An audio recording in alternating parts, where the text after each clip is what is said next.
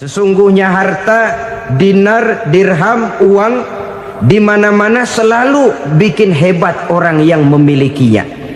Coba lihat, orang yang punya duit sama yang enggak punya duit, jangan gaya hidupnya, gaya jalannya aja lain. Wahia lisanun liman arada fasahatan, wahia silahun liman arada qitala. Uang adalah senjata yang paling ampuh bagi orang yang mau pergi.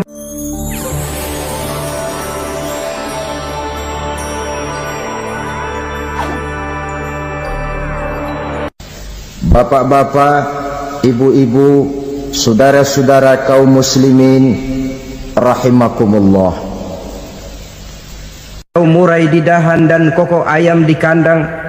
Dunia ini penuh dengan berbagai macam kesibukan.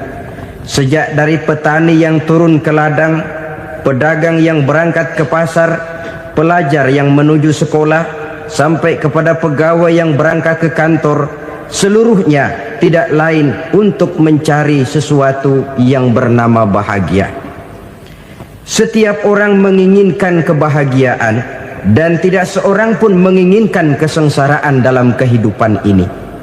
Namun nyatanya tidak setiap orang yang ingin bahagia mengetahui jalan yang harus ditempuhnya untuk sampai kepada kebahagiaan itu. Maka pada kesempatan pertemuan kali ini, saya ingin menyampaikan sebuah hadis dari junjungan kita baginda Nabi besar Muhammad sallallahu alaihi wasallam yang termuat dalam kitab Mukhtarul Ahadits An-Nabawiyah, di mana beliau bersabda, Arba'un min sa'adatil mar'i. Ada 4 perkara yang merupakan tanda dari orang bahagia. Saya mau tanya, di antara saudara-saudara yang hadir di sini, apa ada yang kepengen jadi orang sengsara? Ya. Seluruhnya tentu ingin mendapatkan kebahagiaan. Maka menurut resep dari Nabi kita, tanda orang bahagia itu 4. Jadi kalau saudara ingin bahagia, harus mempunyai 4 perkara ini.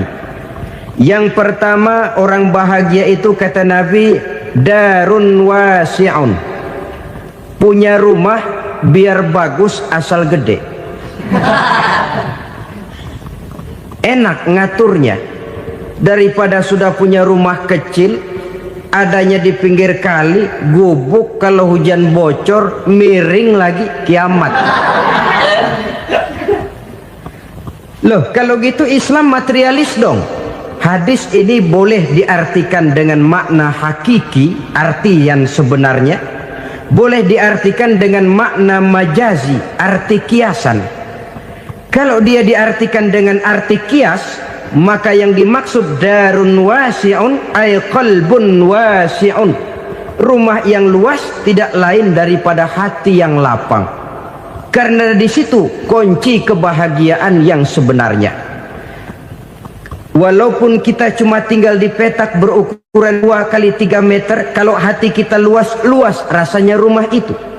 Tapi biar rumah kita halamannya saja puluhan ribu hektar, ada kolam renangnya, kamar tidurnya tidak lagi terhitung. Kalau hati yang menempati rumah itu sempit, maka akan terasa sempit jugalah rumah itu. Tempat bergantungnya tidak lain adalah hati. Marilah kita mencoba melihat berbagai pandangan orang tentang bahagia ini. Ada orang menyangka bahwa bahagia itu kalau dia mendapatkan harta yang sebanyak-banyaknya. Siapa yang banyak harta, dialah raja. Apa yang dia mau, seluruhnya bisa dibeli. Keamanannya, dia bisa menyewa petugas. Seluruh fasilitas untuk menyenangkan kehidupannya bisa dibeli. Pendeknya, hartalah segala-galanya dalam kehidupan. Sampai ada pepatah mengatakan, innad darahima fil amakini kulliha taksur rijala mahabatan wa jalala. Sesungguhnya harta, dinar, dirham, uang di mana-mana selalu bikin hebat orang yang memilikinya. Coba lihat, orang yang punya duit sama yang enggak punya duit, jangan gaya hidupnya, gaya jalannya aja lain. Wahia lisanun liman arada fasahatan, wahia silahun liman arada qitala. Uang adalah senjata yang paling ampuh bagi orang yang mau pergi perang, dan lidah yang paling fasih bagi orang yang mau bicara. Kalau bicara dengan lidah macet, cobalah bicara dengan harta, lancar. Sampai ada pepatah demikian, segalanya bisa diatur dengan harta. Maka di kalangan orang yang berpandangan semacam itu, seluruh kegiatan hidupnya hanya terfokus kepada bagaimana mengumpulkan harta yang sebanyak-banyaknya. Tidak peduli halal haram, tidak kenal sore pagi siang dan malam, tidak sempat sujud, jauh dari agama, jauh dari kehidupan yang bersifat ruhaniyah, jauh dari Allah dan sebagainya. Sampai dalam Al-Quran dikelompokkan dalam kelompok yang dinamakan lumazah. Allazi jama'a malahu wa'addadah yahsabu anna malahu akhladah. Mereka mengumpul-ngumpulkan harta sebanyak-banyaknya dan menyangka bahwa harta yang banyak itu dapat mengekalkan hidupnya, mengekalkan kekayaannya, mengekalkan kebahagiaannya.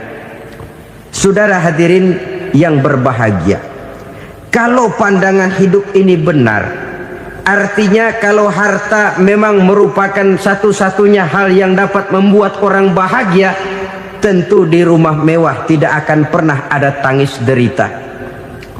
Tentu di satu tempat di mana fasilitas hidup serba menunjang tidak ada yang namanya penderitaan.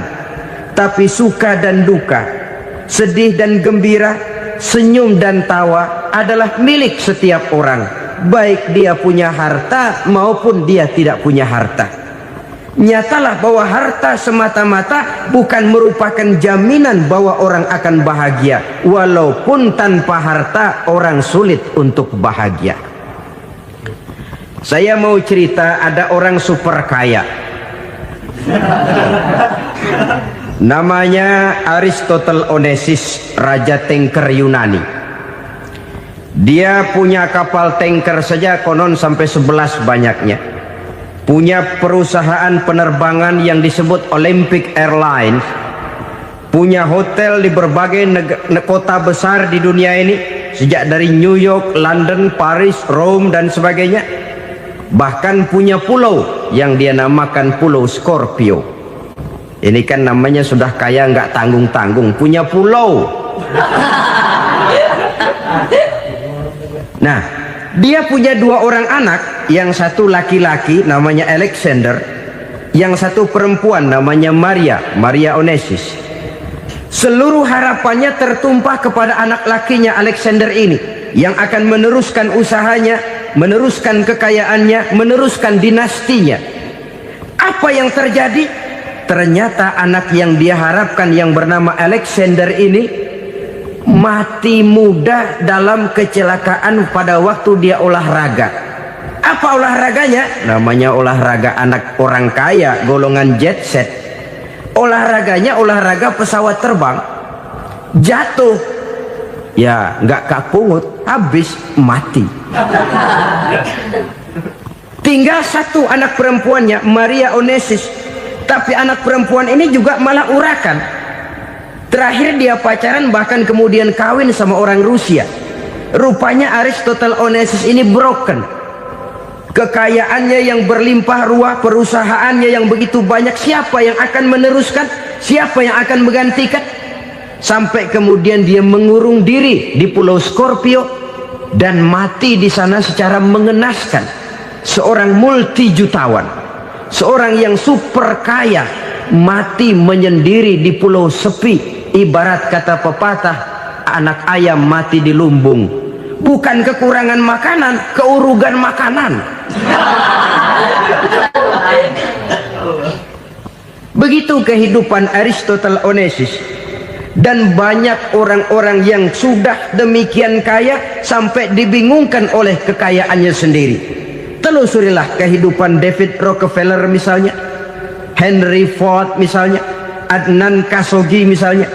multi jutawan yang kadang-kadang dibuat keder oleh kekayaannya sendiri. Pantas ketika Imam Ali ditawarkan orang, "Ya Ali, kalau kepadamu disuruh pilih ilmu atau harta, kau pilih mana?" Ya jelas pilih ilmu dong. Kenapa?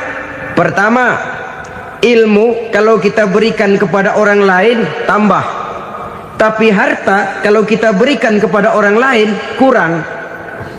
Saudara punya uang 10.000, dibagi orang 5.000, jelas uang saudara berkurang. Tapi saudara punya ilmu diberikan kepada orang lain bisa, saudara pun makin mantap. Tidak lantas jadi bodoh karena ngajarin orang. Saudara bisa Fatihah lalu mengajarkan orang Fatihah, orang bisa, saudara pun makin hafal.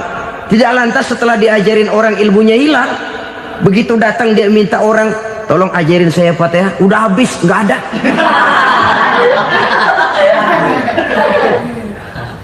Yang kedua kata Imam Ali, ilmu menjaga kita. Kalau harta kita yang harus jaga. Makin banyak ilmu makin terpelihara diri seharusnya. Tetapi makin banyak harta makin bingung kita jaganya. Sampai kadang-kadang kalau perlu seluruh keliling rumah dipasangi alarm.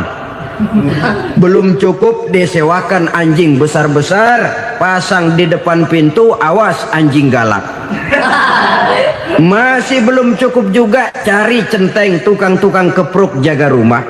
Masih terasa belum aman, padahal rumahnya dikelilingi tembok besar.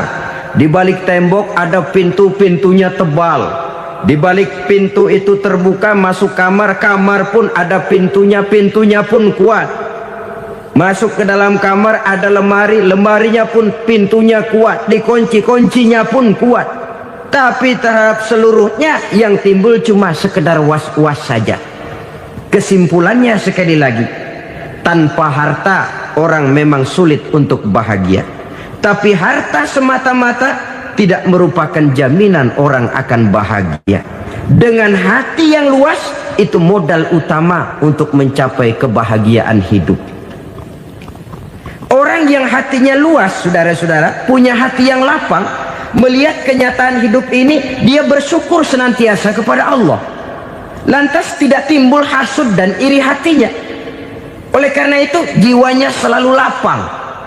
Kalau tidak, cupik hati namanya, dangkal pandangan, tidak senang melihat orang lain dapat nikmat, dan itu sering dijadikan contoh. Kalau orang yang lapang dada, dia lihat tetangganya beli TV baru, dia berkata, "Alhamdulillah ya, tetangga kita beli TV, mudah-mudahan kita bisa ikut nonton." Lapang dadanya. Tapi orang yang sempit hati, lihat tetangga beli televisi, meriang. Enggak diapa-apain, meriang. Besoknya dengar tetangga beli motor, makin sakit, ke rumah sakit. Lalu di rumah sakit dengar tetangganya beli mobil, mati. Disiksa oleh perasaannya sendiri. Orang kalau hati sudah sempit dalam hidup, kemanapun dia pergi, sempit rasanya medan kehidupannya.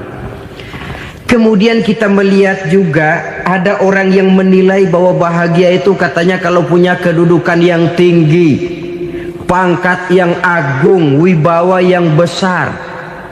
Mungkin betul, tapi mungkin juga tidak. Bergantung kepada hati orang yang punya pangkat itu. Sama dengan harta tadi.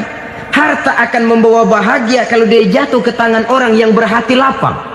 Tapi harta akan jadi bencana kalau jatuh ke tangan hati orang yang sempit.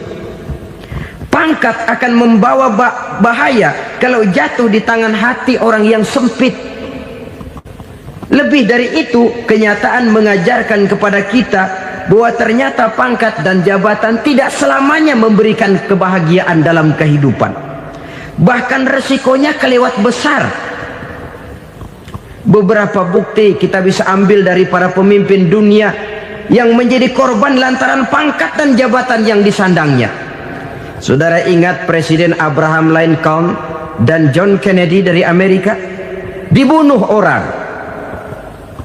Park Chung-hee dari Korea Selatan Ziaur Rahman dari Bangladesh, Anwar Sadat dari Mesir, terakhir Indira Gandhi dari India, menjadi korban dari pangkat dan jabatan yang disandangnya dari orang-orang yang tidak senang dia memegang jabatan itu.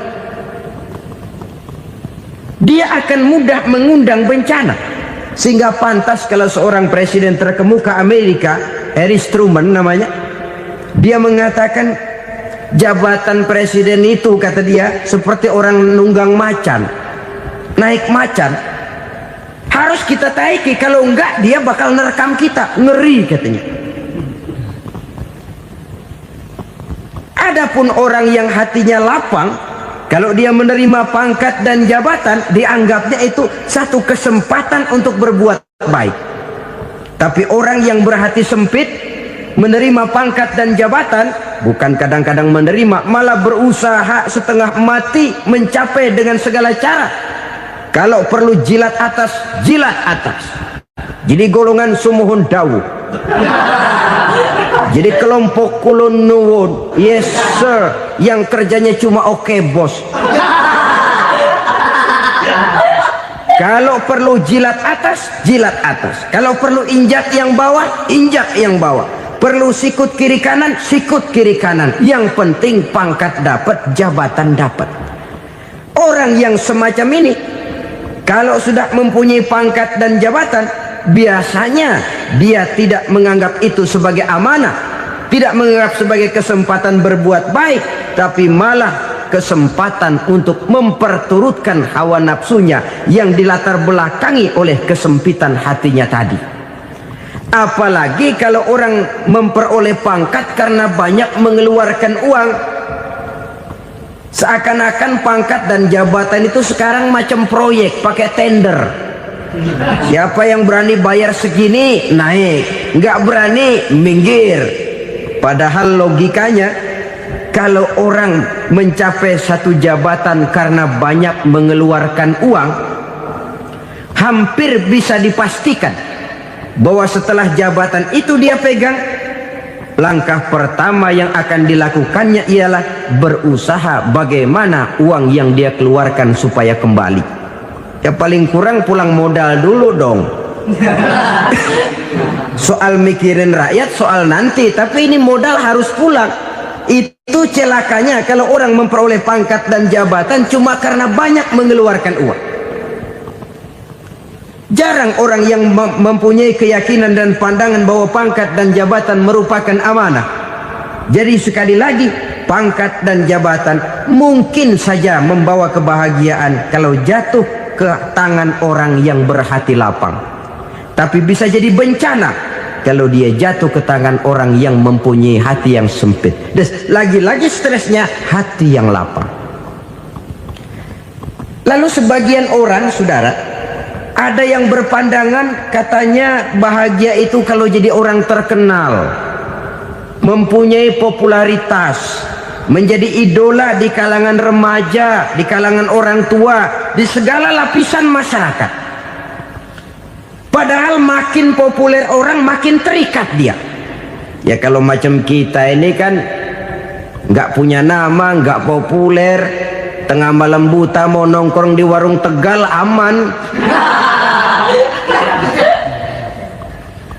Tapi pangkat, jabatan, kedudukan, popularitas menyebabkan kita diikat dengan berbagai macam peraturan. Cuma mandi sama ke WC saja yang nggak dikawal.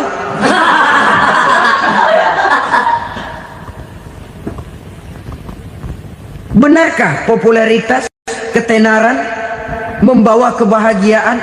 Mungkin ya, tapi mungkin juga tidak. Kenapa? Banyak orang-orang populer yang mengakhiri hidupnya secara tragis. Kita ambil beberapa nama. Di Amerika tahun 60-an ada bintang seksi paling terkenal yang dijuluki seks bom, bom seks. Sampai sekarang jadi legenda, namanya Marilyn Monroe. Singkatan doublenya itu inisialnya MM, Marilyn Monroe. Terkenal top sampai dia mati tahun 62, namanya sekarang masih saja dibicarakan orang. Kenapa dia bunuh diri? Tidak punya hartakah dia? Banyak. Kurang populerkah dia? Seluruh dunia mengenalnya. Sejak rakyat kecil sampai pejabat tinggi dia punya hubungan. Kenapa? Jenuh. Dia terlahir dalam keadaan yatim. Setelah itu tidak lama dia berangkat remaja, ibunya meninggal. Pindah dari wanita asuh ke wanita asuh sampai 12 orang ibu angkatnya. Dan kekecewaan yang paling parah, setiap laki-laki yang dekat dengannya hanya seperti kapal berlabuh. Datang dan pergi silih berganti, padahal dia merindukan seseorang yang bisa melindungi hidupnya. Dia rindukan itu dan dia tidak pernah menemukan. Itu yang akhirnya menyebabkan dia minum pil tidur kelewat dosis, minum obat tidur kebanyakan, ya tidur terus sampai sekarang.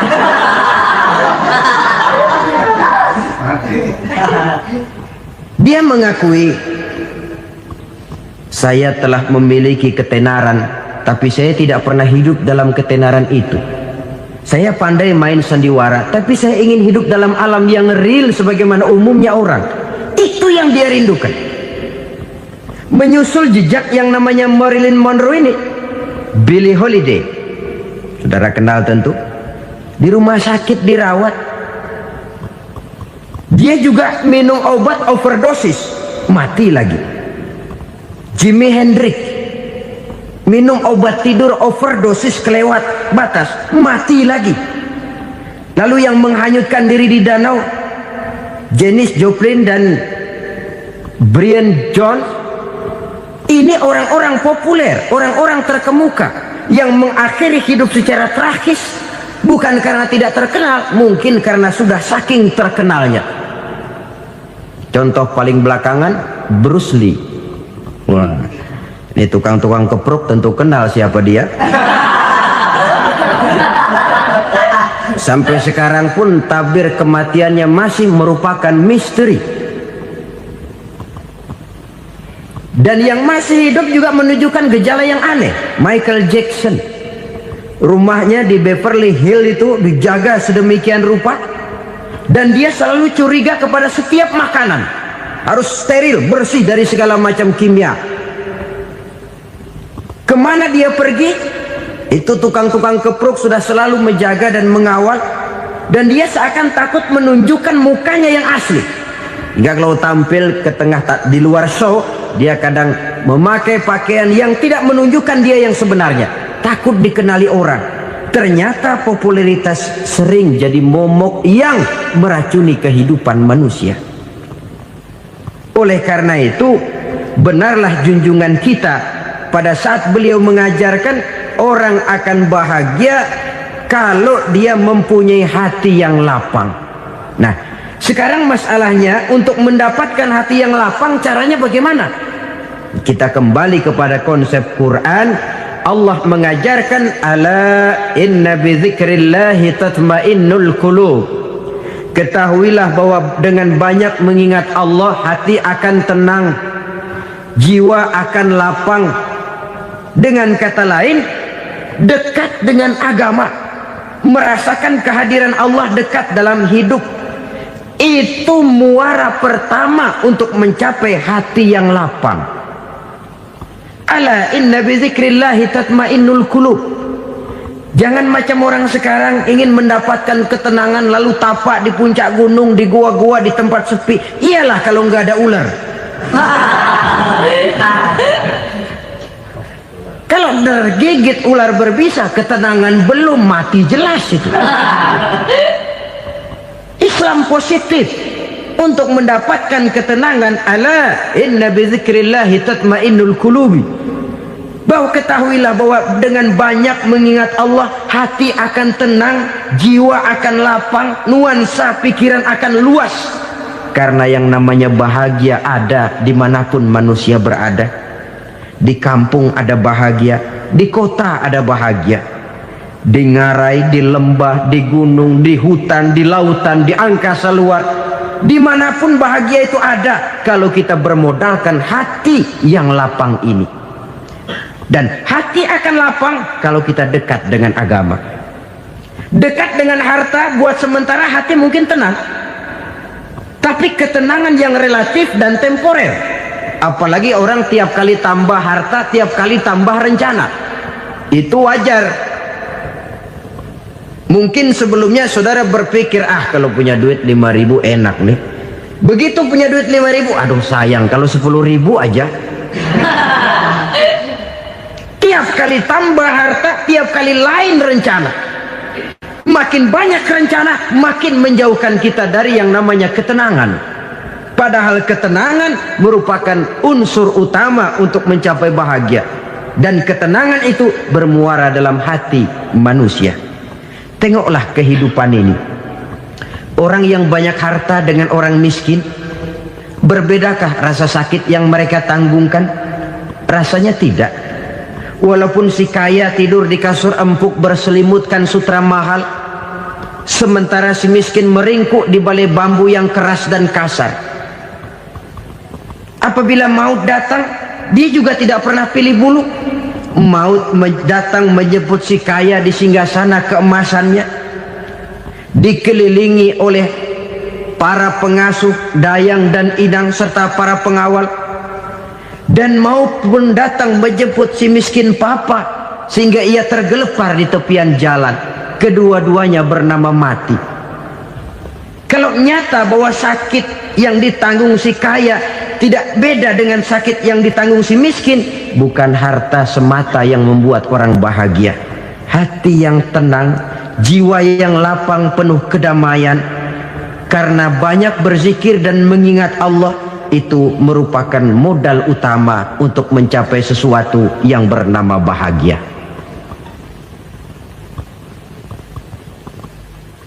Saudara hadirin yang saya hormati, inilah yang pertama dari 4 ciri yang digambarkan oleh Nabi tentang tanda-tanda orang bahagia.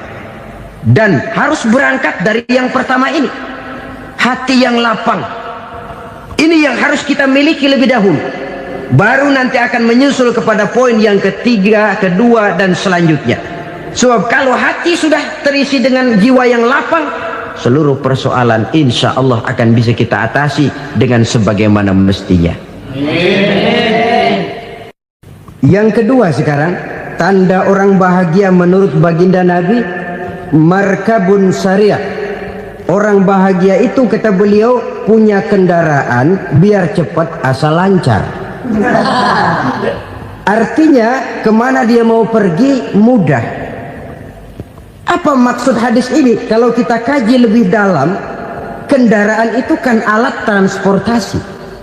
Transportasi tidak lain adalah usaha memudahkan komunikasi. Pindah dari situ kepada teori bahwa manusia adalah zon political, makhluk bermasyarakat yang tidak bisa memenuhi kebutuhan hidupnya secara sendirian. Kita memerlukan keberadaan orang lain dalam kehidupan ini. Untuk memakai baju saja kita sudah perlukan petani yang tanam kapas, pabrik yang memintal kapas jadi benang, pabrik yang menenun benang jadi kain, sampai kepada mesin jahit, sampai kepada tukang jahit. Itu cuma untuk memakai pakaian saja. Tidak seorang pun di antara kita yang sanggup memenuhi kebutuhan hidupnya secara sendiri. Kita perlu orang lain. Maka kebebasan dalam arti mutlak, kebebasan tanpa batas, itu tidak mungkin ada dalam kehidupan. Karena kita mengadakan yang disebut interaksi sosial. Setiap kegiatan kita tentu melibatkan orang lain. Menurut kita barangkali kita bebas jalan di jalan raya semaunya, tapi orang lain berkendaraan pun merasa bahwa ini ada juga jalan haknya, dan begitu selanjutnya. Oleh karena itu, maksud dari kendaraan yang cepat ini adalah khulata'uhu ma'as solihin. Lingkungan pergaulannya terdiri dari orang-orang soleh. Pergaulannya luas. Kemana dia pergi ada temannya. Kesulitannya ada tempat dia cerita. Dan kesulitan kalau sudah diceritakan kepada orang lain, taruh kata orang itu tidak bisa menolong, namun menceritakannya kepada orang yang kita percayai, kan paling kurang sudah mengurangi beban jiwa. mengurangi tanggungan batin, merasa masih ada tempat kita cerita. Maka lebih baik orang awam yang mau bergaul ketimbang orang setengah alim tapi ngunci pintu. Sebab nantinya akan timbul sikap picik, cupik pandangan, dan tidak luas menghadapi kenyataan dalam kehidupan ini. Namun yang harus kita garis bawahi, pergaulan memang mesti luas. Namun jangan sekali-kali lupa bahwa pergaulan sangat besar pengaruhnya dalam ikut membentuk kepribadian manusia. Sehari-hari bisa kita bilang, kalau kita dekat sama tukang minyak wangi, sekalipun nggak dibagi minyaknya, baunya tentu dapat. Betul? Betul. Tapi dekat sama tukang elas, walaupun nggak kena apinya, asapnya mesti kena. Kalau Syauqi mengatakan lebih jelas lagi, man asyaral asyrafa asa musyarrafan wa muasyiral anzali ghairu musyarrafin. Awalam taral jildal hakira muqabbalan bisagri lamma sara jildal mushaf. Siapa yang bergaul dengan orang mulia, dia bakal ikut menjadi mulia. Tapi siapa yang berteman dengan orang hina, dia tidak bakal ikut menjadi mulia. Tidakkah kau lihat, kata Syauqi, kulit kambing yang hina pun dicium orang ketika menjadi kantong Quran. Kulit kambing hina, kalau dia sendirian gak ada yang mau cium. Tapi begitu dia bergaul dengan Quran, menjadi kantong Quran, dipakein minyak wangi, ditaruh di tempat yang tinggi, mau diambil dicium dulu, dibawa dengan penuh hormat dan hati-hati. Kulit kambing yang hina lantaran berteman dengan Quran, numpang mujur. Tapi coba lihat kalau kulit kambing berteman dengan kayu, jadi beduk, habis. Zohor dikemplang, asar dipukul. Itu pun sedikit saja, cuma salah milih teman. Yang temannya Quran dihormati orang, yang temannya kayu lantaran jadi beduk, gelap-gelap subuh orang udah kemplangin.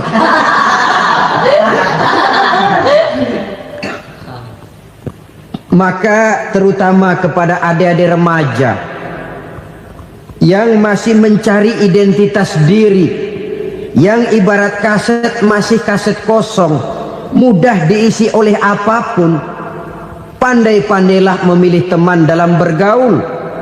Karena banyak orang yang tadinya baik-baik, ketika terseret dalam pergaulan dengan orang yang tidak baik, kebaikannya menjadi lentur dan luntur. Tapi berapa banyak bajingan-bajingan tengik, orang-orang yang berlumur noda dan dosa, tiap hari melakukan maksiat, namun bergaul dengan orang yang baik-baik, pada akhirnya sedikit demi sedikit beringsut dan berangsur dia terbiasa mengikuti kebaikan-kebaikan. Saya tekankan ini kepada remaja karena mereka masih mencari identitas diri. Apa yang mereka lihat mereka mau, apa yang mereka dengar mereka ingin tahu. Coba lihat kehidupan remaja. Pulang nonton film Rambo, pengen jadi Rambo, gagah, maunya belekai melulu. Pulang nonton film Superman, pengen bisa terbang. Pulang nonton India, nyanyi melulu. Wajar, mereka masih mencari identitas diri. Saya ini sebenarnya siapa? Lingkungan, pergaulan akan membentuk itu. Karena itu pandai-pandailah bergaul, karena ia sangat besar pengaruhnya dalam ikut membentuk kepribadian manusia. Apalagi sifat yang jelek lebih cepat menularnya ketimbang sifat yang baik. Sifat yang baik, watak yang soleh itu lambat sekali untuk menular. Tapi yang tidak baik, kan prosesnya mah kalau remaja biasanya mula-mula dengar. Karena dengar lalu pengen tahu. Karena pengen tahu lalu ngeliatin. Begitu ngeliatin kan pengen nyobain. Setelah nyobain ketagihan. Nah, ini prosesnya. Yang namanya ganja, morfin, narkotik, awalnya kan begitu. Mula-mula dengar, katanya kalau sudah fly to the sky, sudah melayang ke langit, katanya disitulah puncak kebahagiaan. Mulanya cuma dengar. Karena dengar pengen tahu. Karena pengen tahu lalu ngeliat, kumpul sama orang yang suka ngeganja. Setelah ngeliat Nah, pengen ngerasain. Begitu ngerasain, enak juga. Ketagihan. Kalau sudah ketagihan jadi penyakit kronis, bisa merembet kepada yang lain. Iya, kalau orang tuanya mampu untuk beli morfin, beli ganja. Kalau tidak kan pikirannya ngayap. Jemuran siapa ya gue sahabat. Timbullah perbuatan-perbuatan negatif yang bermula dari salah pergaulan. Apalagi buat adik-adik remaja yang tinggal di kota-kota besar, yang pengaruh budaya, pengaruh kesenian, pengaruh struktur kehidupan yang nampak makin individualistis, di mana persaingan tajam, tensi ekonomi tinggi, orang mudah mengalami stres. Pandai-pandailah dalam bergaul, sekali lagi, karena ia sangat besar pengaruhnya dalam ikut membentuk kepribadian manusia.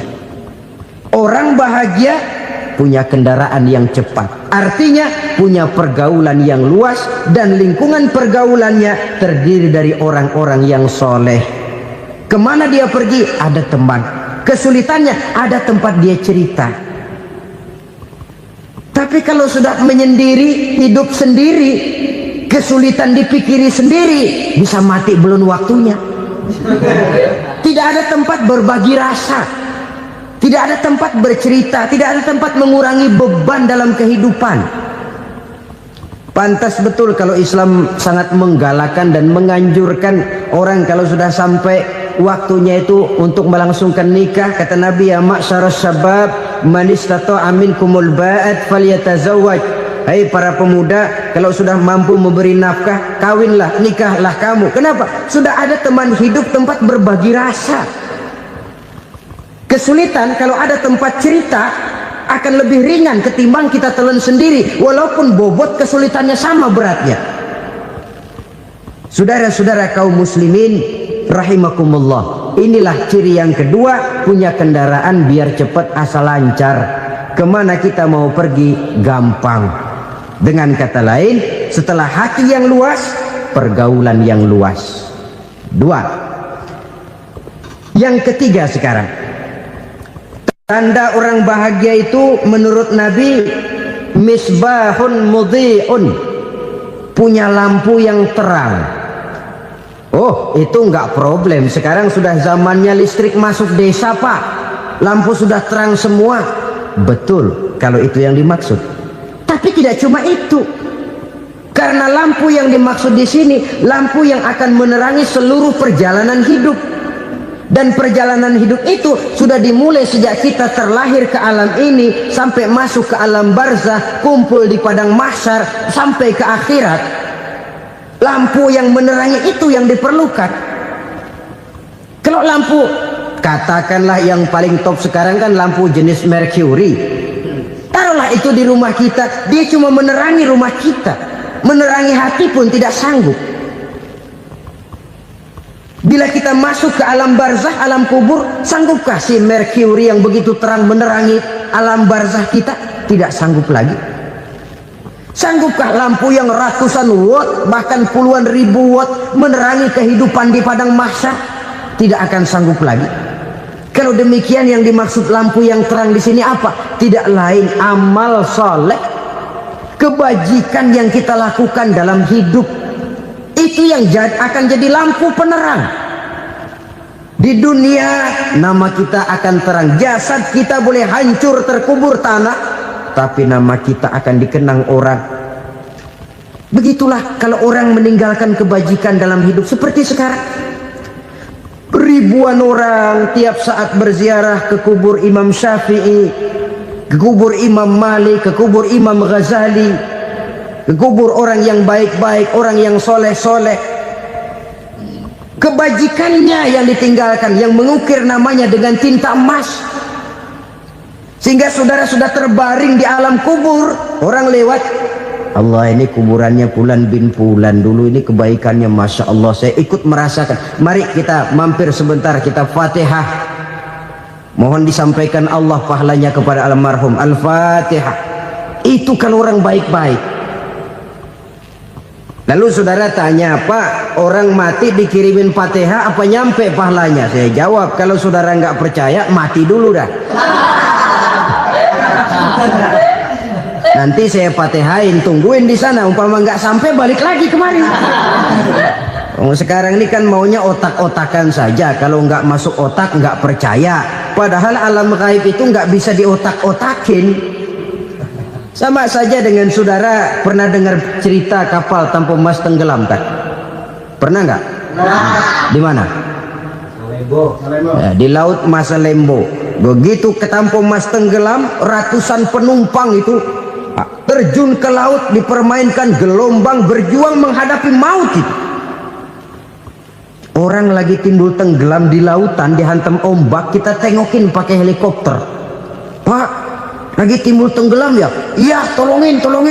Jangan khawatir Pak, nih saya kirim intan Pak, harganya 10 juta. Kira-kira orang yang timbul tenggelam di laut seneng nggak? Ya. Kan mahal toh intan 10 juta. Kenapa dia nggak senang? Karena intan 10 juta dalam kondisi seperti itu tidak sanggup menyelamatkan dia. Dia akan girang kalau dikirimin ban mobil bekas, dikirimin papan terentang atau bambu. Intan yang 10 juta dia nggak girang, ban mobil bekas yang 1000 perak tuh pegang, itu yang dia girang betul. Inilah sebabnya Nabi berkata, mal mayyitu fi qabrihi illa kal ghariqil mutaghawwis. Orang yang meninggal di alam kuburnya seperti orang timbul tenggelam di lautan. Yantaziru da'watan min ahli, menunggu doa dari keluarganya yang masih hidup. Duh, bapak saya sudah meninggal, saya sayang benar sama dia. Kirimin kulkas ke kuburannya Itu sama saja dengan tadi orang tenggelam di lautan dikirimi intan yang harganya 10 juta, ndak sampai. Begitulah kalau kebajikan yang kita tinggalkan dalam hidup, sudah mati pun kubur kita masih diziarahi orang. Tapi kalau jahat yang kita tinggalkan, boro-boro lah orang mau doa lewat dekat kuburan kita juga serem. Tuh bajingan no, dulu mati dipendem di situ tuh.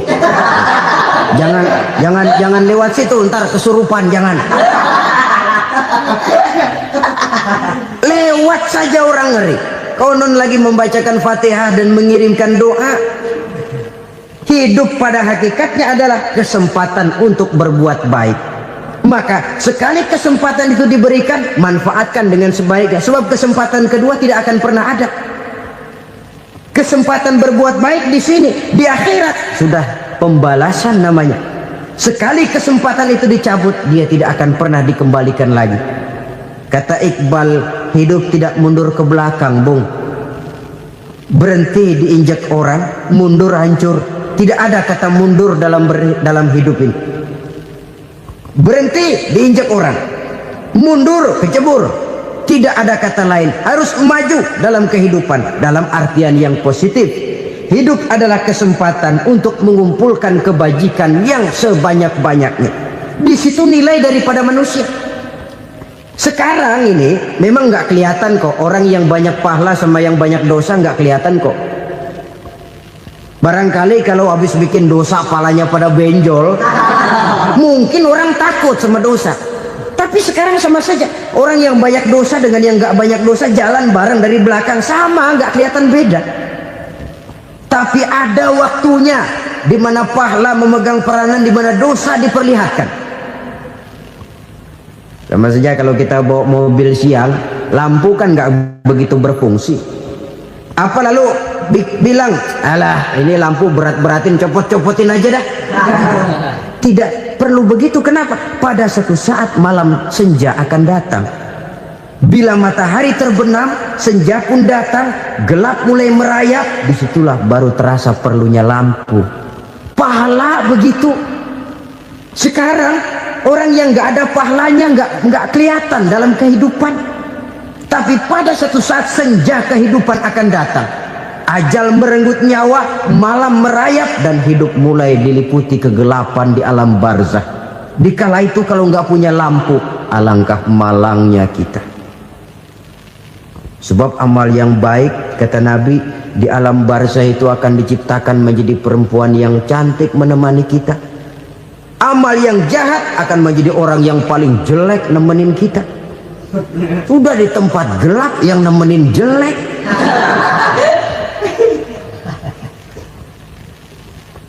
Kaum muslimin rahimakumullah.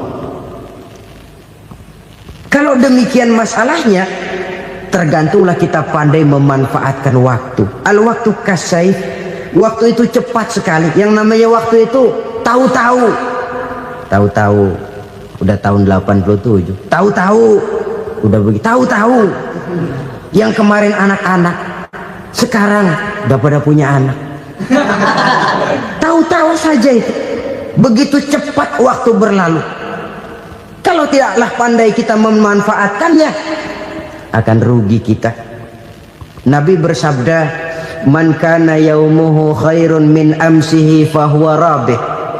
Barang siapa yang hari ini lebih baik daripada hari kemarin, itu orang untung. Hari ini lebih baik daripada kemarin. Bulan ini lebih baik dari bulan kemarin. Tahun ini lebih baik dari tahun kemarin. Itu orang yang beruntung.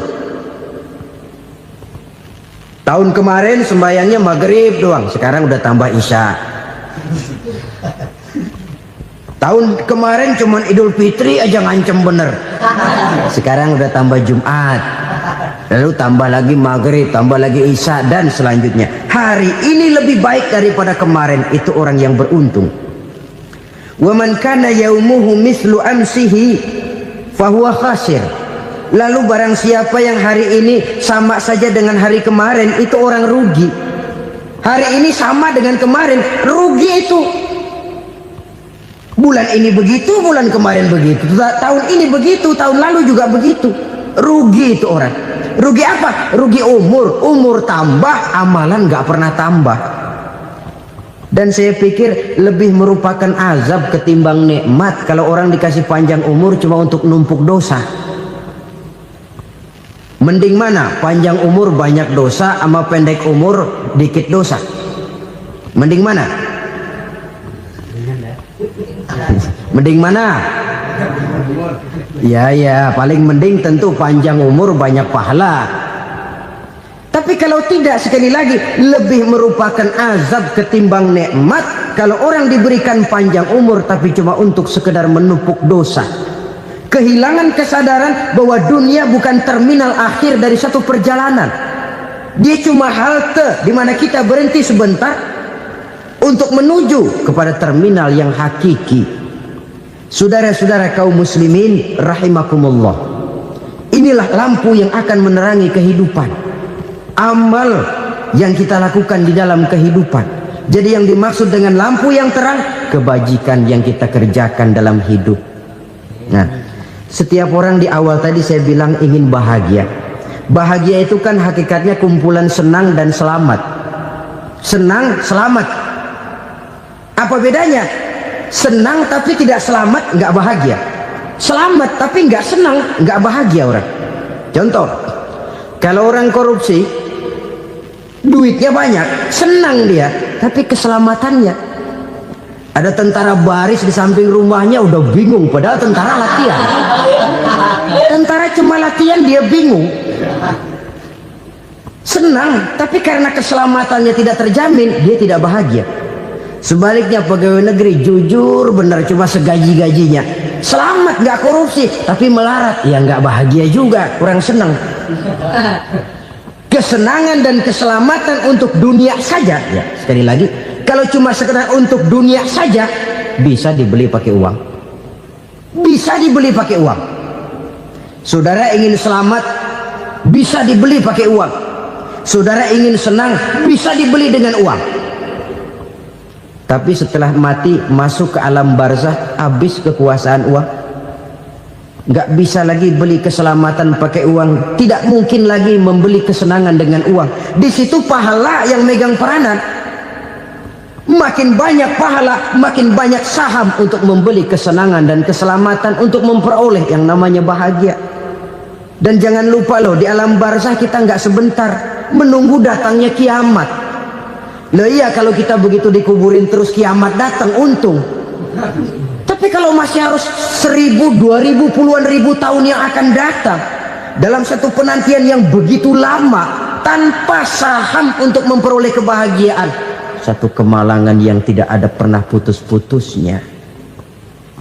Janganlah tergelincir oleh kebahagiaan sebentar yang menipu dengan mengorbankan kebahagiaan hakiki yang berjangka panjang. Apa artinya senyum sejenak kalau harus ditebus dengan tangis seumur hidup? Biarlah kita minum jamu, pahit memang, getir memang, tapi kan besok badan sehat. Daripada sekarang minum sirup, manis memang, enak memang, tapi bibir pada jontor besoknya. Sirawan, batuk, nggak karu-karuan. Banyak orang tertipu oleh kesenangan yang sebentar. Padahal laisa kullu ma yalma'u zahaban. Belum tentu semua yang berkilat itu emas. Belum tentu semua yang gemerlap itu intan. Karena itu marilah manfaatkan kesempatan yang diberikan Allah ini untuk mengumpulkan kebajikan yang sebanyak-banyaknya. Yang terakhir sekarang, yang keempat, tanda orang bahagia kata Nabi. Zaujatun salihah. Orang bahagia itu tanda yang keempat kata Nabi, punya istri biar cakep asal taat. Sudah surga itu sudah. Cakep taat. Istri kayak gitu kalau belum mati jangan dikuburin dulu itu. Sudah cakep taat lagi. Tapi kadang-kadang enggak, udah jelek ngadat melulu. Apa yang mau dipilih? Sebab itu Quran mengatakan istri pakaian untuk suami, suami pakaian untuk istri. Kenapa suami istri diibaratkan pakaian? Alangkah tingginya gaya bahasa Quran ini. Suami istri teman hidup, hidup perjalanan panjang. Sejak kita dalam rahim sudah ada hidup kan di sini. Sampai ke alam dunia, masuk ke alam barzah, kumpul di padang mahsyar, sampai menuju akhirat, itu perjalanan hidup. Carilah istri atau suami teman hidup yang membawa manfaat tidak hanya kehidupan di dunia ini, sampai di alam barzah, sampai di padang mahsyar. Suaminya mungkin meninggal lebih dulu atau istrinya mungkin meninggal lebih dulu, tapi suami atau istri yang masih hidup berbuat kebajikan. Suami saya meninggal, ada hartanya, saya sedekahkan, niat pahala untuk almarhum suami saya. Ini teman hidup, tidak dibatasi dan tidak bisa dipisahkan oleh maut sekalipun. Zohirnya mungkin pisah, badannya mungkin pisah, tapi hatinya, jiwanya, kebersamaannya dalam menghadapi kehidupan. Karena itu saudara-saudara, bahasa Quran indah. Suami istri diibaratkan seperti pakaian. Apa fungsi pakaian? Pertama, pakaian jadi kebanggaan. Artinya suami harus menjadi kebanggaan istri, istri harus jadi kebanggaan suami. Yang kedua, pakaian itu kan fungsinya menutup aurat. Artinya sesama suami istri harus saling menjaga kekurangan masing-masing. Jangan malah sesama suami istri saling membongkar rahasia dan aibnya sendiri-sendiri. Istrinya diceritain jeleknya di mana-mana, atau suaminya dibongkar rahasianya di pasar umum. Itu sudah tidak lagi berfungsi sebagai pakaian. Kenapa semua ini diperlukan? Karena kita menyadari bangsa yang baik terdiri dari masyarakat yang baik. Masyarakat yang baik merupakan susunan dari warga yang baik. Warga yang baik adalah terdiri dari rumah tangga yang baik. Dan rumah tangga yang baik merupakan susunan dari pribadi yang baik. Dari situ langkah dimulai. Membangun satu bangsa yang baik diawali dengan membangun rumah tangga yang baik, dengan menciptakan pribadi-pribadi yang baik. Sehingga dari sini diharapkan berkembanglah nilai-nilai kebaikan. Orang akan bahagia mempunyai istri yang soleh. Kenapa? Tidak ada seorang suami bisa sukses jadi apapun dia, apapun profesinya. Dokter kah, kiai kah, mubalik kah, petani kah, pengusaha kah, pejabat tinggi kah. Tidak ada seorang suami yang bisa sukses tanpa peran serta istrinya. Walaupun memang peranan itu tidak begitu kelihatan, tapi sangat menentukan. Karena itu, saudara hadirin yang saya hormati, Islam sangat menghargai kaum wanita, memberikan kedudukan yang tinggi sepanjang tidak mematikan kodrat kewanitaannya. Nah, kalau sudah kesuksesan ini diawali dari rumah tangga, karier di masyarakat mudah untuk dikejar. Tapi keberantakan di rumah tangga merupakan kegagalan pertama di tempat lain. Sesungguhnya harta, dinar, dirham, uang di mana-mana selalu bikin hebat orang yang memilikinya. Coba lihat, orang yang punya duit sama yang enggak punya duit, jangan gaya hidupnya, gaya jalannya aja lain. Wahia lisanun liman arada fasahatan, wahia silahun liman arada qitala. Uang adalah senjata yang paling ampuh bagi orang yang mau pergi.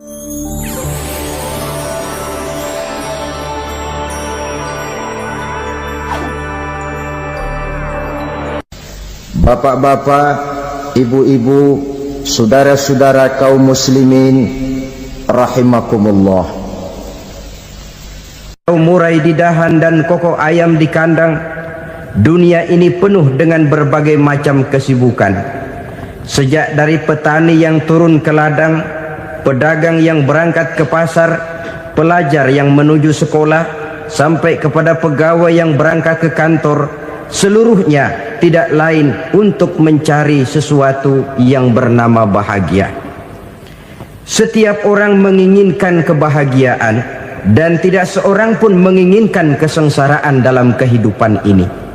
Namun nyatanya tidak setiap orang yang ingin bahagia mengetahui jalan yang harus ditempuhnya untuk sampai kepada kebahagiaan itu. Maka pada kesempatan pertemuan kali ini, saya ingin menyampaikan sebuah hadis dari junjungan kita baginda Nabi besar Muhammad sallallahu alaihi wasallam yang termuat dalam kitab Mukhtarul Ahadits An-Nabawiyah, di mana beliau bersabda, arba'un min sa'adatil mar'i. Ada 4 perkara yang merupakan tanda dari orang bahagia. Saya mau tanya, di antara saudara-saudara yang hadir di sini, apa ada yang kepengen jadi orang sengsara? Ya. Seluruhnya tentu ingin mendapatkan kebahagiaan.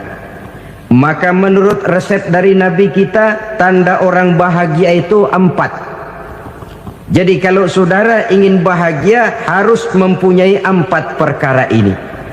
Yang pertama, orang bahagia itu kata Nabi, darun wasi'un. Punya rumah biar bagus asal gede. Enak ngaturnya, daripada sudah punya rumah kecil adanya di pinggir kali, gubuk, kalau hujan bocor, miring lagi, kiamat. Loh, kalau gitu Islam materialis dong. Hadis ini boleh diartikan dengan makna hakiki, arti yang sebenarnya, boleh diartikan dengan makna majazi, arti kiasan. Kalau dia diartikan dengan arti kias, maka yang dimaksud darun wasi'un ay qalbun wasi'un. Rumah yang luas tidak lain daripada hati yang lapang. Karena di situ kunci kebahagiaan yang sebenarnya. Walaupun kita cuma tinggal di petak berukuran 2 kali 3 meter, kalau hati kita luas-luas rasanya rumah itu. Tapi biar rumah kita halamannya saja puluhan ribu hektar, ada kolam renangnya, kamar tidurnya tidak lagi terhitung. Kalau hati yang menempati rumah itu sempit, maka akan terasa sempit jugalah rumah itu. Tempat bergantungnya tidak lain adalah hati. Marilah kita mencoba melihat berbagai pandangan orang tentang bahagia ini. Ada orang menyangka bahwa bahagia itu kalau dia mendapatkan harta yang sebanyak-banyaknya. Siapa yang banyak harta, dialah raja. Apa yang dia mau seluruhnya bisa dibeli. keamanannya dia bisa menyewa petugas, seluruh fasilitas untuk menyenangkan kehidupannya bisa dibeli. Pendeknya, hartalah segala-galanya dalam kehidupan. Sampai ada pepatah mengatakan, innad darahima fil amakini kulliha taksur rijala mahabatan wa jalala. Sesungguhnya harta, dinar, dirham, uang di mana-mana selalu bikin hebat orang yang memilikinya. Coba lihat, orang yang punya duit sama yang enggak punya duit, jangan gaya hidupnya, gaya jalannya aja lain. Wahia lisanun liman arada fasahatan, wahia silahun liman arada qitala. Uang adalah senjata yang paling ampuh bagi orang yang mau pergi perang, dan lidah yang paling fasih bagi orang yang mau bicara. Kalau bicara dengan lidah macet, cobalah bicara dengan harta, lancar. Sampai ada pepatah demikian, segalanya bisa diatur dengan harta. Maka di kalangan orang yang berpandangan semacam itu, seluruh kegiatan hidupnya hanya terfokus kepada bagaimana mengumpulkan harta yang sebanyak-banyaknya. Tidak peduli halal haram, tidak kenal sore pagi siang dan malam, tidak sempat sujud, jauh dari agama, jauh dari kehidupan yang bersifat ruhaniyah, jauh dari Allah dan sebagainya. Sampai dalam Al-Quran dikelompokkan dalam kelompok yang dinamakan lumazah. Allazi jama'a malahu wa addadah yahsabu anna malahu akhladah. Mereka mengumpul-ngumpulkan harta sebanyak-banyaknya dan menyangka bahwa harta yang banyak itu dapat mengekalkan hidupnya, mengekalkan kekayaannya, mengekalkan kebahagiaannya. Saudara hadirin yang berbahagia, kalau pandangan hidup ini benar, artinya kalau harta memang merupakan satu-satunya hal yang dapat membuat orang bahagia, tentu di rumah mewah tidak akan pernah ada tangis derita. Tentu di satu tempat di mana fasilitas hidup serba menunjang tidak ada yang namanya penderitaan. Tapi suka dan duka, sedih dan gembira, senyum dan tawa adalah milik setiap orang, baik dia punya harta maupun dia tidak punya harta. Nyatalah bahwa harta semata-mata bukan merupakan jaminan bahwa orang akan bahagia, walaupun tanpa harta orang sulit untuk bahagia. Saya mau cerita, ada orang super kaya, namanya Aristotle Onesimus, raja tanker Yunani. Dia punya kapal tanker saja konon sampai 11 banyaknya. Punya perusahaan penerbangan yang disebut Olympic Airlines. Punya hotel di berbagai kota besar di dunia ini, sejak dari New York, London, Paris, Rome dan sebagainya. Bahkan punya pulau yang dia namakan Pulau Scorpio. Ini kan namanya sudah kaya nggak tanggung-tanggung, punya pulau. Nah, dia punya 2 orang anak, yang satu laki-laki namanya Alexander, yang satu perempuan namanya Maria Onesimus. Seluruh harapannya tertumpah kepada anak lakinya Alexander ini, yang akan meneruskan usahanya, meneruskan kekayaannya, meneruskan dinastinya. Apa yang terjadi? Ternyata anak yang dia harapkan yang bernama Alexander ini mati muda dalam kecelakaan pada waktu dia olahraga. Apa olahraganya? Namanya olahraga anak orang kaya, golongan jet set. Olahraganya olahraga pesawat terbang. Jatuh, ya nggak kapungut, habis mati. Tinggal satu anak perempuannya, Maria Onesimus. Tapi anak perempuan ini juga malah urakan. Terakhir dia pacaran, bahkan kemudian kawin sama orang Rusia. Rupanya Aristotle Onesimus ini broken. Kekayaannya yang berlimpah ruah, perusahaannya yang begitu banyak, siapa yang akan meneruskan? Siapa yang akan menggantikan? Sampai kemudian dia mengurung diri di Pulau Scorpio dan mati di sana secara mengenaskan. Seorang multi jutawan, seorang yang super kaya mati menyendiri di pulau sepi. Ibarat kata pepatah, anak ayam mati di lumbung. Bukan kekurangan makanan, keurugan makanan. Begitu kehidupan Aristotle Onassis. Dan banyak orang-orang yang sudah demikian kaya sampai dibingungkan oleh kekayaannya sendiri.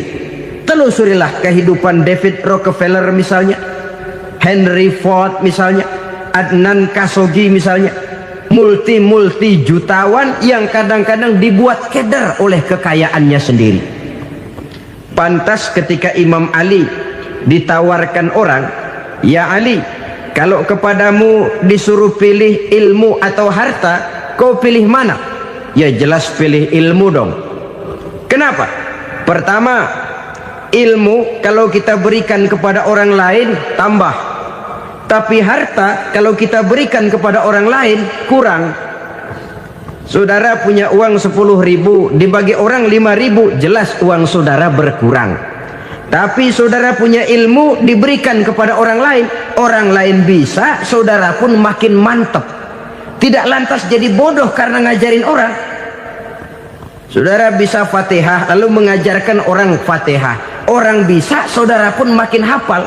Tidak lantas setelah diajarin orang ilmunya hilang. Begitu datang dia minta orang, "Tolong ajarin saya Fatihah." Udah habis, nggak ada.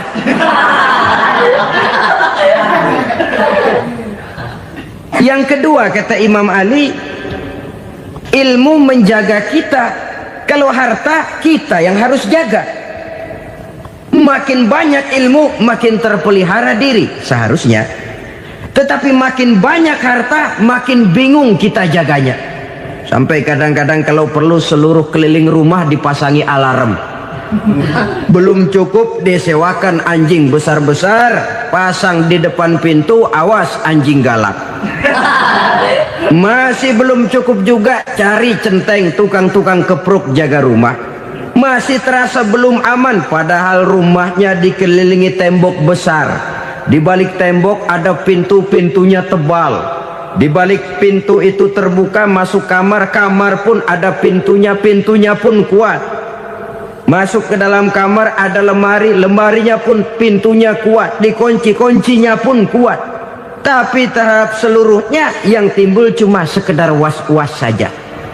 Kesimpulannya sekali lagi, tanpa harta orang memang sulit untuk bahagia.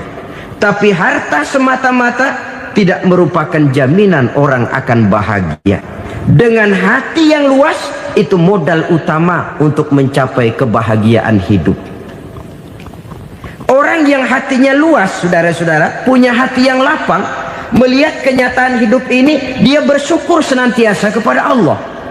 Lantas tidak timbul hasud dan iri hatinya.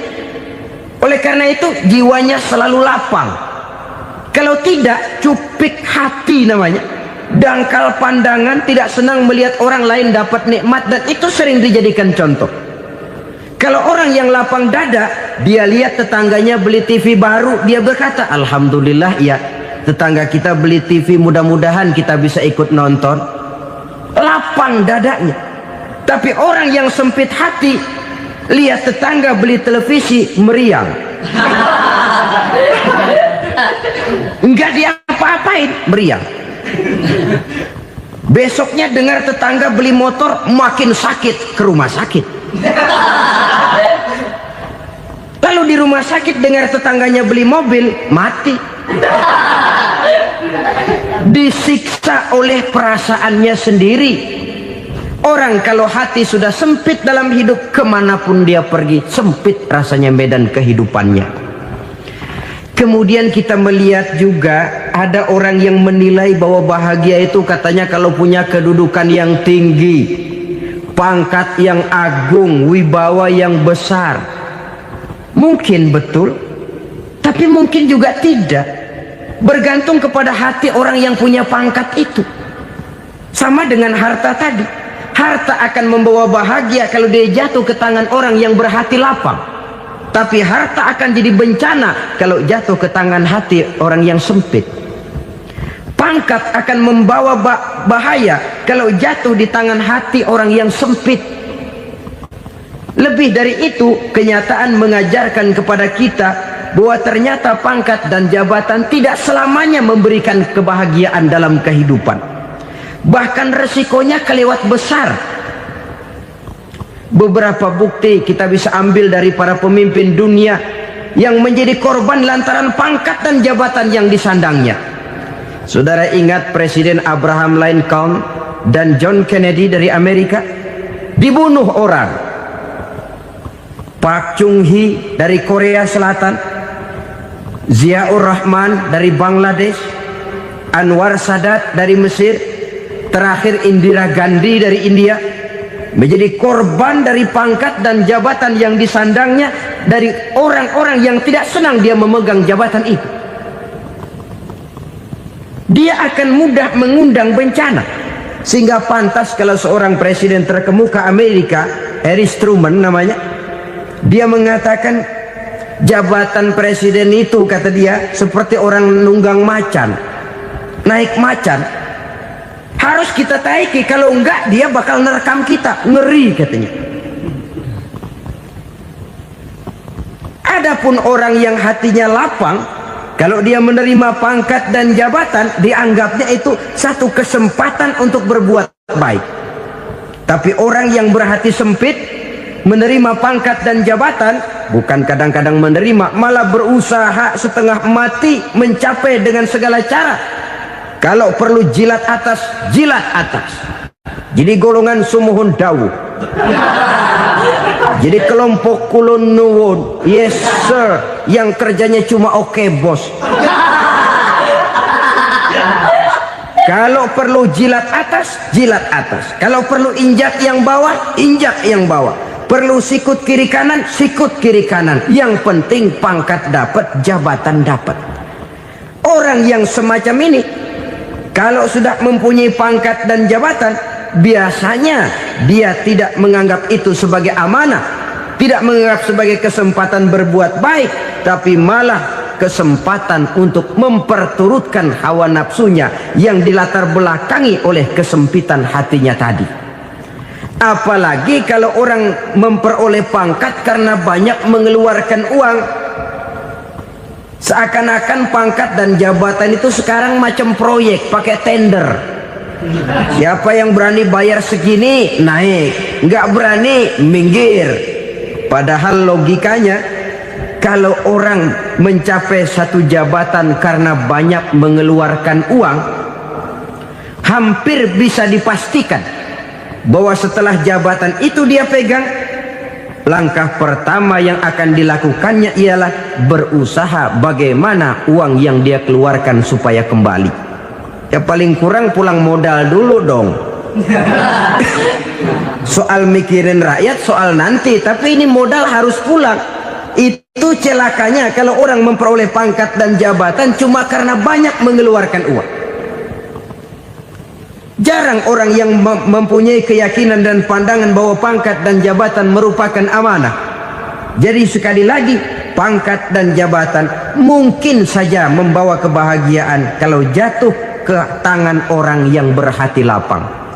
Tapi bisa jadi bencana kalau dia jatuh ke tangan orang yang mempunyai hati yang sempit. Dan lagi-lagi stresnya hati yang lapang. Lalu sebagian orang, saudara, ada yang berpandangan katanya bahagia itu kalau jadi orang terkenal, mempunyai popularitas, menjadi idola di kalangan remaja, di kalangan orang tua, di segala lapisan masyarakat. Padahal makin populer orang makin terikat dia. Ya kalau macam kita ini kan nggak punya nama, nggak populer, tengah malam buta mau nongkrong di warung Tegal aman.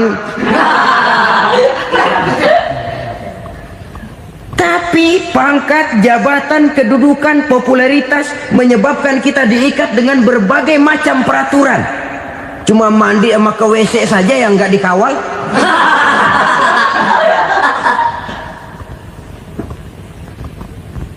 Benarkah popularitas, ketenaran membawa kebahagiaan? Mungkin, ya, tapi mungkin juga tidak. Kenapa? Banyak orang-orang populer yang mengakhiri hidupnya secara tragis. Kita ambil beberapa nama. Di Amerika tahun 60-an ada bintang seksi paling terkenal yang dijuluki seks bom. Bom seks. Sampai sekarang jadi legenda, namanya Marilyn Monroe. Singkatan doublenya itu inisialnya MM, Marilyn Monroe. Terkenal, top, sampai dia mati tahun 62. Namanya sekarang masih saja dibicarakan orang. Kenapa dia bunuh diri? Tidak punya hartakah dia? Banyak. Kurang populerkah dia? Seluruh dunia mengenalnya. Sejak rakyat kecil sampai pejabat tinggi dia punya hubungan. Kenapa? Jenuh. Dia terlahir dalam keadaan yatim. Setelah itu tidak lama dia berangkat remaja, ibunya meninggal. Pindah dari wanita asuh ke wanita asuh sampai 12 orang ibu angkatnya. Dan kekecewaan yang paling parah, setiap laki-laki yang dekat dengannya hanya seperti kapal berlabuh. Datang dan pergi silih berganti, padahal dia merindukan seseorang yang bisa melindungi hidupnya. Dia rindukan itu dan dia tidak pernah menemukan. Itu yang akhirnya menyebabkan dia minum pil tidur kelewat dosis, minum obat tidur kebanyakan, ya tidur terus sampai sekarang.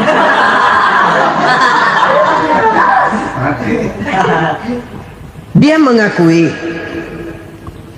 saya telah memiliki ketenaran, tapi saya tidak pernah hidup dalam ketenaran itu. Saya pandai main sandiwara, tapi saya ingin hidup dalam alam yang real sebagaimana umumnya orang. Itu yang dia rindukan.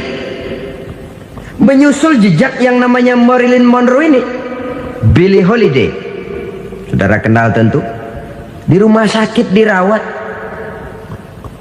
Dia juga minum obat overdosis, mati lagi. Jimi Hendrix minum obat tidur overdosis kelewat batas, mati lagi. Lalu yang menghanyutkan diri di danau, Janis Joplin dan Brian Jones. Ini orang-orang populer, orang-orang terkemuka yang mengakhiri hidup secara tragis, bukan karena tidak terkenal, mungkin karena sudah saking terkenalnya. Contoh paling belakangan, Bruce Lee. Wah, ini tukang-tukang kepruk tentu kenal siapa dia. Sampai sekarang pun tabir kematiannya masih merupakan misteri. Dan yang masih hidup juga menunjukkan gejala yang aneh. Michael Jackson, rumahnya di Beverly Hills itu dijaga sedemikian rupa, dan dia selalu curiga kepada setiap makanan harus steril, bersih dari segala macam kimia. Kemana dia pergi, itu tukang-tukang kepruk sudah selalu menjaga dan mengawal, dan dia seakan takut menunjukkan mukanya yang asli. Hingga kalau tampil ke tengah di luar show, dia kadang memakai pakaian yang tidak menunjukkan dia yang sebenarnya, takut dikenali orang. Ternyata popularitas sering jadi momok yang meracuni kehidupan manusia. Oleh karena itu, benarlah junjungan kita pada saat beliau mengajarkan orang akan bahagia kalau dia mempunyai hati yang lapang. Nah, sekarang masalahnya untuk mendapatkan hati yang lapang, caranya bagaimana? Kita kembali kepada konsep Quran. Allah mengajarkan, ala inna bidzikrillahi tatmainnul qulub.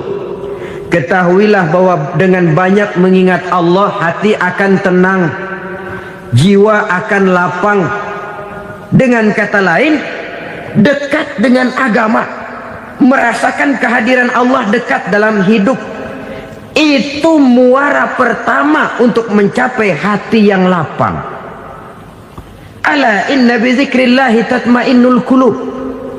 Jangan macam orang sekarang ingin mendapatkan ketenangan lalu tapak di puncak gunung, di gua-gua, di tempat sepi. Iyalah kalau nggak ada ular. Kalau tergigit ular berbisa, ketenangan belum, mati jelas itu. Islam positif untuk mendapatkan ketenangan. Ala inna bizikrillahi tatmainnul qulubi. Bahwa ketahuilah bahwa dengan banyak mengingat Allah, hati akan tenang, jiwa akan lapang, nuansa pikiran akan luas. Karena yang namanya bahagia ada dimanapun manusia berada. Di kampung ada bahagia, di kota ada bahagia, di ngarai, di lembah, di gunung, di hutan, di lautan, di angkasa luar, dimanapun bahagia itu ada kalau kita bermodalkan hati yang lapang ini. Dan hati akan lapang kalau kita dekat dengan agama. Dekat dengan harta buat sementara hati mungkin tenang, tapi ketenangan yang relatif dan temporer. Apalagi orang tiap kali tambah harta, tiap kali tambah rencana. Itu wajar. Mungkin sebelumnya saudara berpikir, kalau punya duit 5.000 enak nih. Begitu punya duit 5.000, aduh sayang kalau 10.000 aja. Tiap kali tambah harta, tiap kali lain rencana. Makin banyak rencana, makin menjauhkan kita dari yang namanya ketenangan. Padahal ketenangan merupakan unsur utama untuk mencapai bahagia. Dan ketenangan itu bermuara dalam hati manusia. Tengoklah kehidupan ini. Orang yang banyak harta dengan orang miskin, berbedakah rasa sakit yang mereka tanggungkan? Rasanya tidak. Walaupun si kaya tidur di kasur empuk berselimutkan sutra mahal, sementara si miskin meringkuk di balai bambu yang keras dan kasar. Apabila maut datang, dia juga tidak pernah pilih bulu. Maut datang menjemput si kaya di singgasana keemasannya, dikelilingi oleh para pengasuh, dayang dan idang serta para pengawal. Dan maut pun datang menjemput si miskin papa, sehingga ia tergelepar di tepian jalan. Kedua-duanya bernama mati. Kalau nyata bahwa sakit yang ditanggung si kaya tidak beda dengan sakit yang ditanggung si miskin, bukan harta semata yang membuat orang bahagia. Hati yang tenang, jiwa yang lapang penuh kedamaian, karena banyak berzikir dan mengingat Allah, itu merupakan modal utama untuk mencapai sesuatu yang bernama bahagia.